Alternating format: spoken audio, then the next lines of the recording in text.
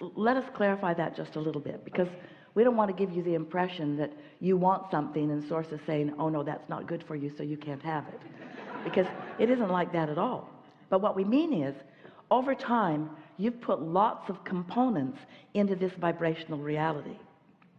In other words, there are so many pieces of things that are important to you that are there.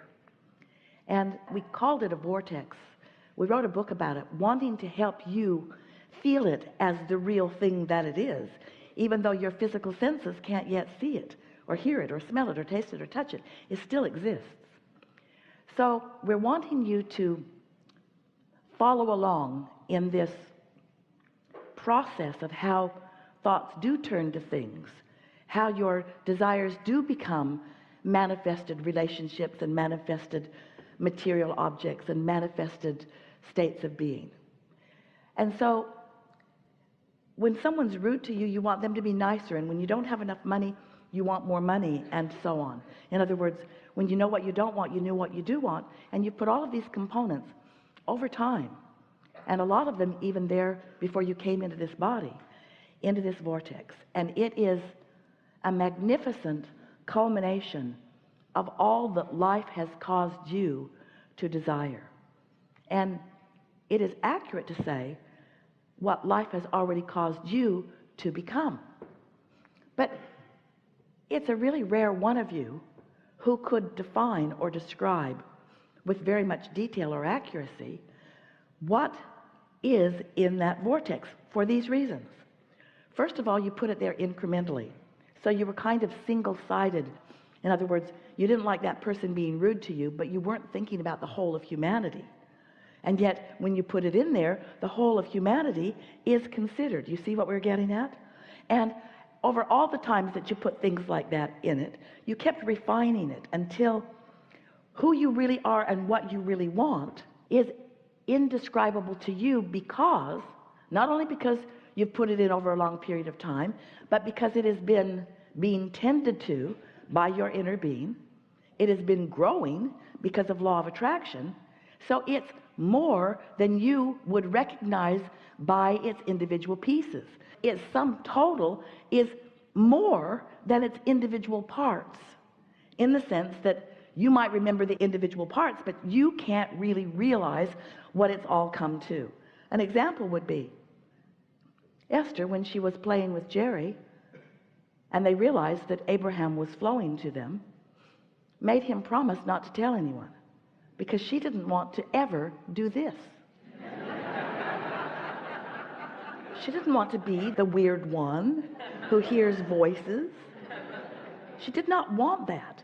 But so much about what she did want. She was born to be an uplifter. She cares about people understanding. She likes people knowing. She's a process-oriented person. She likes having a formula that works for her. And so little did Esther know what was in her vortex and what was becoming. It was through the path of least resistance that she discovered it and accepted it one piece at a time. So what we really want to say to you is that who you are and what you want is always much bigger than this specific thing that you think you want right here and now.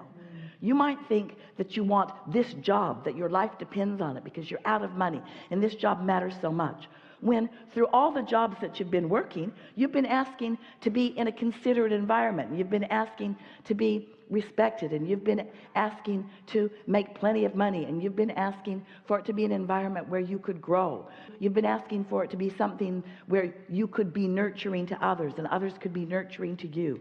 You have been asking for it to be something that was open-ended, where you could continue to expand. And so what we mean is that this job that isn't unfolding for you may not be all of this. It might be your last-ditch effort not to lose your house. But it's not the job that you've been asking for with all that you've been putting into it. That's what we were getting at. So we really want to say that if you've got negative emotion going on about something, if you feel reservations about something, it means 100% of the time that the way you're looking at it is not the way your inner being is looking at it. It doesn't necessarily mean this isn't the job for you, but it does mean your point of view right here and now does not jive with what your infinite intelligence is thinking about the same subject at the same moment that the emotion is present. Helpful? Yes, and the thoughts that were on my mind when I was sitting there had to do with relationship. And as I've been sitting here, I've been thinking, I've had a near miss in intimate relationship. I have a relationship with my niece who lives in my home, and then there's a relationship with people at work, one in particular who's my niece, and the other can be rascals. So I'm trying, in the case of the latter two, where it's someone who lives in the house, not an intimate relationship, and work, trying to consider positive aspects when sometimes I just want to shake them. I don't know what else. My frustration level, I'm trying to figure out how to back away or consider positive aspects of people I want to. This is always true. And this can be a guiding philosophy for you, or a guidance tool for you. Let's say that you're bumping up against someone who you're working with who is really, really, really, really, really not a vibrational match to you. Yeah. Okay, you got it. Really, really, really, really, really not a vibrational match. And you sort of want to stay, and that other person looks like they're going to be there forever too. Yeah, you got it. And you can't figure out how it's going to work out, because it's like being in the same space always causes you to feel the way you do. And you've tried everything. You've done focus wheels, you've made lists of positive aspects, you've tried to pretend that the vibrational differences aren't there, but the vibrational differences are there. So one of two things will happen when you tune into who you are, because when you tune into your inner being, you dominate the environment. Your power of influence becomes such that those who are not up to speed with what you've got going on either must join you in up to speedness, or they have to go somewhere else. Thank you for the reminder. Yeah. But what happens is, if they're really driving you out of your mind, and other people too, you don't get up to speed. You talk about it. You hold yourself in the vibration. You make yourself a perfect match to the trouble that they are. Okay, guilty as charged. Yeah. And so one of the things that we really like saying to all of you, we've been saying it a lot in the last 2 or 3 or 4 or 500 seminars.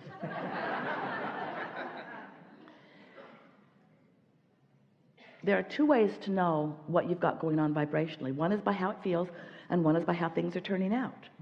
So in this understanding of how vibration is turning into reality, it just is.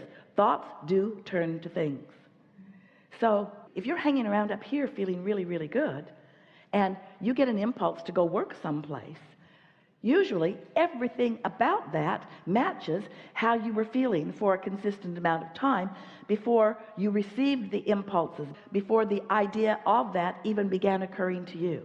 In other words, the way it unfolds felt good all along the way. But let's say you've been having a miserable time, that somebody's just been driving you crazy, and you're trying to figure out what to do about it, and you take action from that point of view, that action will bite you hard. Yeah. So you really do want to get here before you act.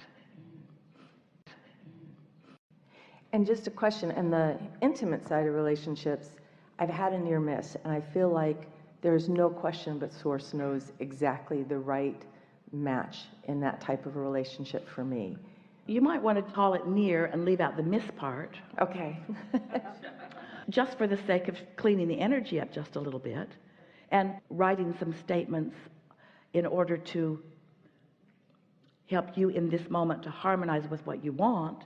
You could say things like, I'm having clarifying moments, and I realize that I'm really on the path, because look how wonderful this was in all of these ways, and I don't need to be any kind of hurry.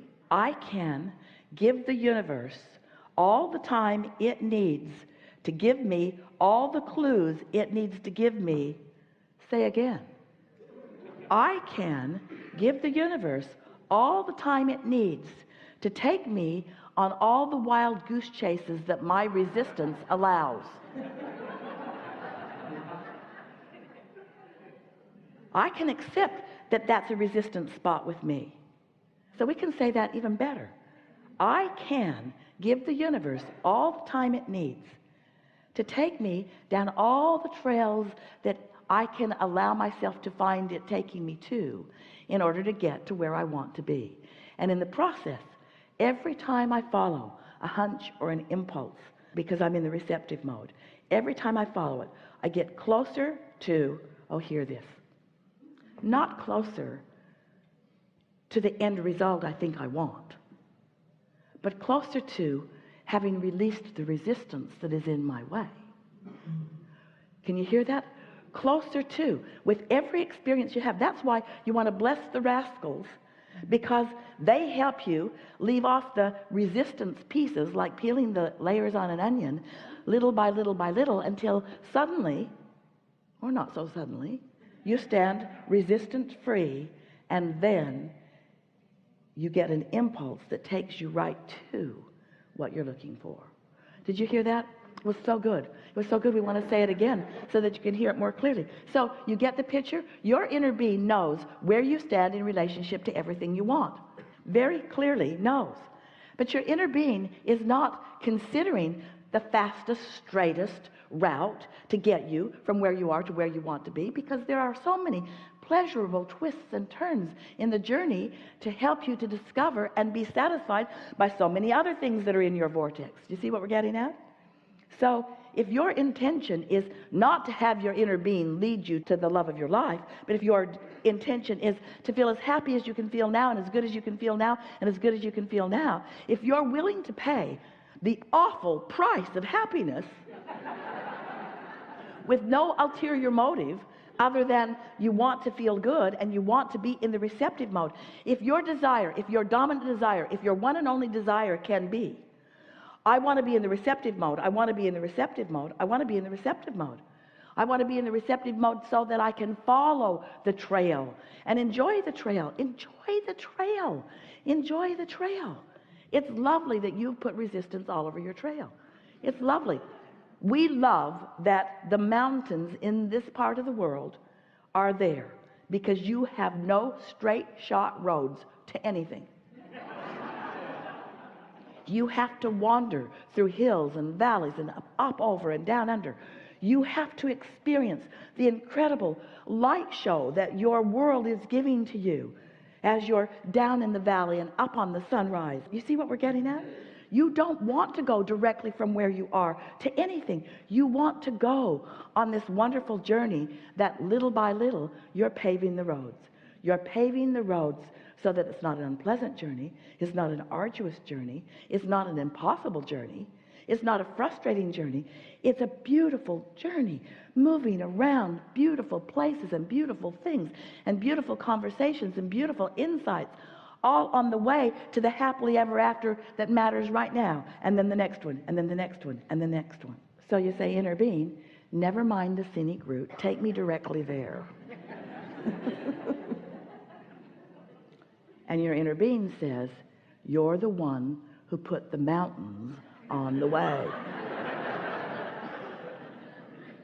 We don't want to flatten out all the mountains. We'll just knowingly, with such wisdom and precision, guide you around all of the resistance, and along the way you will release anything that is in your way.